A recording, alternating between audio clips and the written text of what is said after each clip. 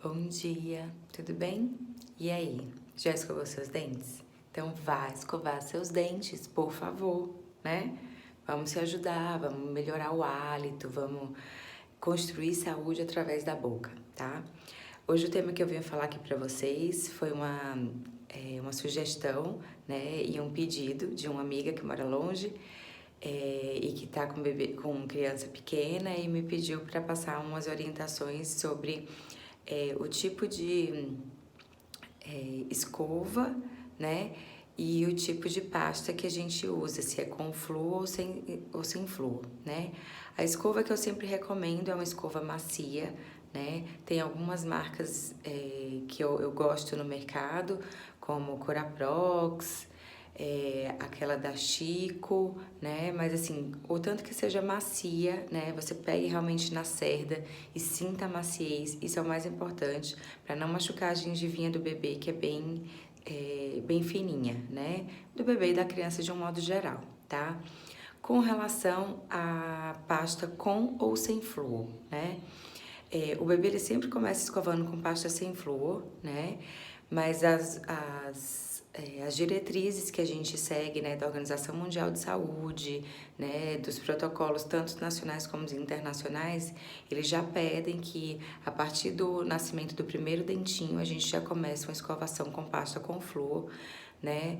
Isso, claro, muito individualizado, isso não é uma coisa assim que eu posso prescrever aleatoriamente, sem uma consulta, sem avaliar o bebê, sem avaliar a rotina dessa criança, se ela só mama peito, se ela toma leite de fórmula. Eu preciso avaliar a alimentação, né, dessa família, né, se esse bebê ou se essa criança já teve exposição ao açúcar, né, o açúcar, às vezes as mães me perguntam, ele nunca comeu bala, nunca comeu doce, tá, mas ó, o pão tem açúcar, tá? Então assim, o carboidrato de uma forma geral, ele tem o açúcar, né? Então não é o açúcar só refinado, né, ou de bala, doce que a gente fala, é o açúcar do carboidrato também, tá? Então assim, as orientações que eu vou dar aqui, elas não substituem de maneira nenhuma uma avaliação clínica, né, e um contato com um odontopediatra para realmente ele avaliar o todo dessa criança, né, alimentação, né, uso de fórmula ou amamentação, né, eu falo todos esses aspectos, né, e outros aspectos têm que ser avaliados numa consulta, né, física, né, presencial, para que a gente realmente possa individualizar, né, a aplicação, o uso desse flúor, né, nessa pasta, né, nessa escova, desculpa, e que a gente possa realmente assim individualizar a necessidade de cada um. De um modo geral, o que a gente fala? Com o nascimento do primeiro dentinho, se a criança só tem os dentinhos aqui da frente, a gente calcula que seria um tufinho da escova, seria a quantidade de pasta ideal para a gente colocar tanto com ou sem flúor para a escovação, tá? E se essa criança ela já começa a ter os dentinhos do fundo, né, que é mais ou menos por volta de 2 anos e meio, né, 2 anos a média, né, 2 e pouquinho até 3 anos, a gente já conta 3 tufos da escova, né, isso eu acho mais fácil contar por tufos da escova, que seria um grão de arroz cru, ou seja, é muito pouco, às vezes é mais fácil. Às vezes assim, quando você coloca, você tem até que desperdiçar um pouco da pasta, né, para poder realmente medir a quantidade, tá?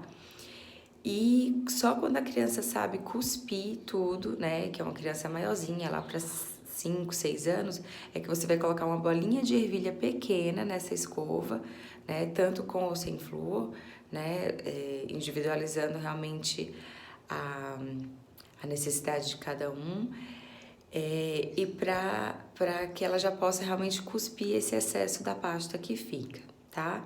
Então, mais uma vez, eu friso aqui para vocês que essas recomendações, por que eu passo a pasta tanto com ou sem flúor a mesma quantidade? Porque a criança ela tem que entender que a pasta é como se ela fosse uma vitamina do dente, né? Um remedinho pra gente usar, não precisa de excesso.